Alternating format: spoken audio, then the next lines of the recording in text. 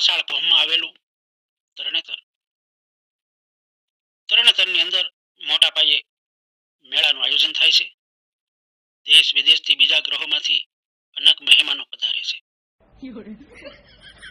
તો આ મેળાનો લાભ લેવા હાટુ જરાસંઘ પણ આવેલો, પણ અતિ ટ્રાફિકના કારણે તારાપુર ચોકડીએ જરાસંઘનો રથ હલવાઈ ગયો.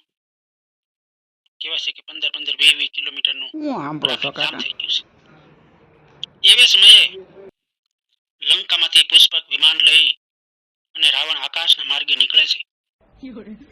નીચે નજર કરે છે તો ઓળખી જાય છે કે ઓહો આ તો અમારી લાઈનનો માણા.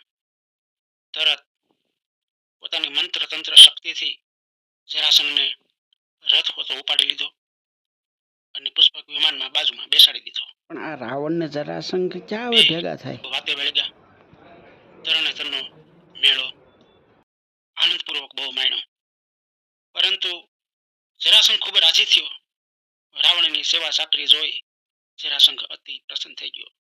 એટલે એને રાવણને વરદાન આપ્યું કે રાવણ, આલે આ અમૃતનું પૂંભડું તારી નાભીમાં રાખજે.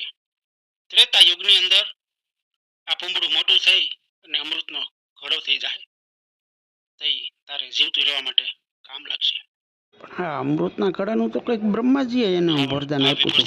આ કોણ છે? આંસુ બે મેળા અને રાવણે જરાસંઘને કીધું કે આ વખતે આવો અમારા લંકામાં.